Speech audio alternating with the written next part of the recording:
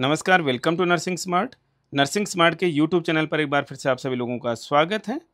NORCET 7 को लेकर के एम्स न्यू दिल्ली ने एक बड़ी अपडेट दी है और वो बड़ी अपडेट है वैकेंसी पोजीशन को लेकर के।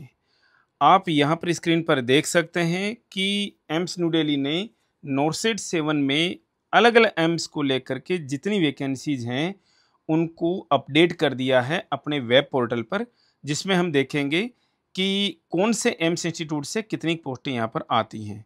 एक्सपेक्टेशंस जो थी, हमें लग रहा था मुश्किल से 1200 के करीब पोस्ट आएँगी, उससे ज़्यादा जो पोस्ट हैं, वो यहाँ पर पब्लिश की हैं और इंडेंट भेजा गया है एम्स न्यू दिल्ली को अलग-अलग एम्स इंस्टीट्यूट के द्वारा।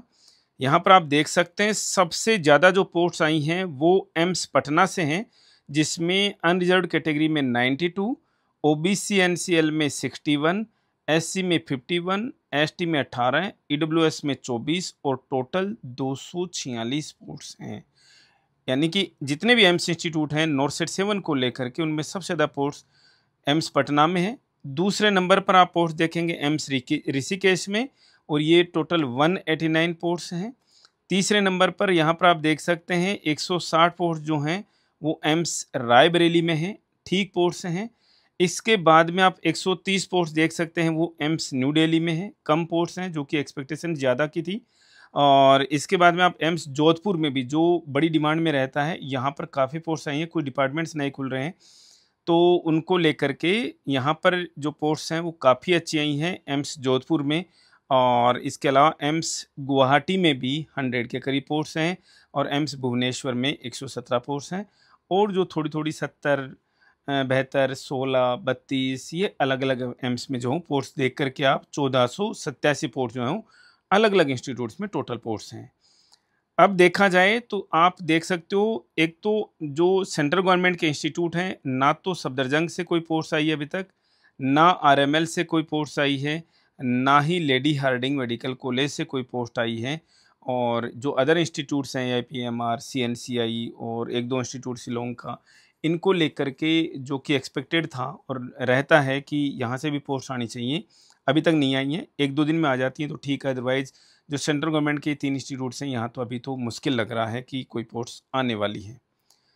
जो सबसे बड़े जो इंस्टीट्यूट 2 मीन्स जिनसे लेकर के एक्सपेक्टेशंस रहती हैं, न्यू दिल्ली यहाँ से 130 पोस्ट्स हैं और एम्स जोधपुर से जो हैं वो 114 पोस्ट्स हैं और एम्स ऋषिकेश से जो हैं वो 189 पोस्ट्स हैं। सबसे ज़्यादा पोस्ट्स पटना से हैं। तैयारी कीजिए, आपको पता होगा कि भई अब टोटल 1487 पोस्ट्स हैं तो 80-20 रहेगा। इसके हिसाब से 297 जो पोस्ट्स हैं वो मेल्स की उसमें जाएँगी, 1190 के करीब जो पोस्ट्स हैं वो फीमेल्स को जाएँगी 80-20 के हिसाब से। प्रीलिम्स और मेंस दो उसमें सेक्शंस में एग्ज़ाम होना है, सब बच्चों को पता है। और हार्डली जो हैं 7-8 दिन बचे हैं एग्ज़ाम के। प्रिपेयर कीजिए और देखो पोस्टें जो है ना, एक लेवल तक ये होता है कि यार किसी समय में 3,500-4 से 4,000 तक पोस्ट आ रही थी। अब सबको पता है कि एक सैचुरेशन लेवल आ गया है एम्स में, एम्स इंस्टीट्यूट्स में, और वो पोस्टें भी कुछ-कुछ इधर से उधर कैंडिडेट्स के जाने की वजह से ही खाली हो रही हैं।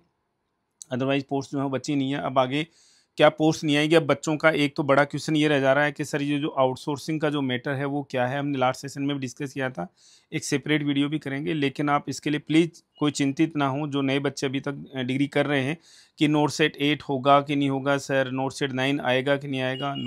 एम्स जो है वो हर 6 महीने में अपनी एडवर्टाइजमेंट जो देने वाला है।